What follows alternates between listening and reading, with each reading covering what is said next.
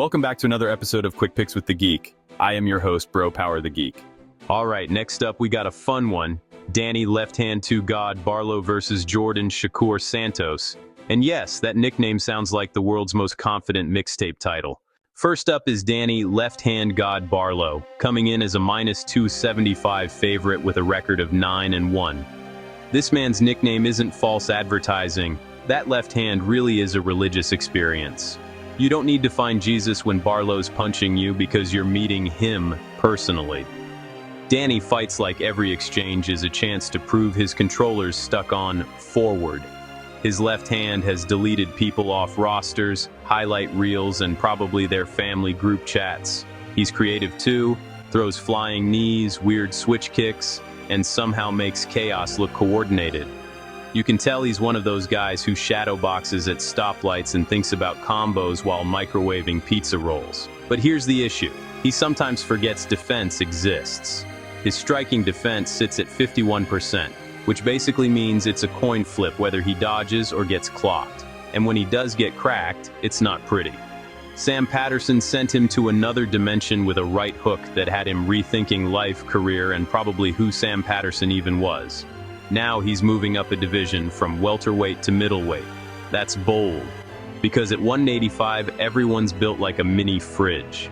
The good news is, he's bringing speed and that signature left-hand bomb. The bad news? He's going to be fighting guys who eat left hands for breakfast. Then we got Djorden Shakur Santos, coming in as a +225 dog with a record of 10-2. Santos is like if a boa constrictor learned to throw hands. This dude's whole game is pressure, takedowns, and control. He trains at American Top Team, which means he probably wrestles for 8 hours before breakfast. His whole strategy is to take you down, hold you there, and make you regret every striking drill you skipped in training camp. He's got solid defense, 86% takedown defense, and he can also dish it out. But let's be honest, Santos's striking is serviceable, not spectacular. His jab's clean, but beyond that, it's mostly throw hands until I can grab your hips. He's got finishes, 3 KOs, 4 subs. But a lot of his wins come from grinding people down. His ground control's strong, but sometimes he looks like he's holding top position just to think about what he's having for dinner. The big question here is whether he can handle a dynamic striker like Barlow, who's constantly switching stances, feinting, and trying to decapitate you with one shot. If Santos gets inside and smothers him early, he could absolutely turn this into a wrestling clinic. But if he stays at range for too long, that left hand to God might end his night before Bruce Buffer even finishes his intro. So, who wins? If Santos can make this fight ugly, push Barlow to the cage, drag him to the ground, and just make it a grind, he's got a real chance.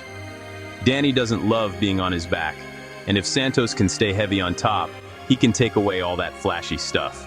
He's durable, patient, and has the kind of cardio that makes you hate watching him work. But if this stays standing, oh man, Danny's got the kind of left hand that makes judges irrelevant. Santos has holes in his striking defense, and Barlow's not the guy you want to test your chin against. It's also worth noting that Barlow's more creative on the feet. Santos tends to move straight forward, and that's exactly the path you don't want to take against a guy who can plant you with one punch. Official pick. I'm taking Danny Barlow. Look, I'm not his biggest fan. I think the hype train's running a little faster than it should, but this looks like a solid bounce-back spot.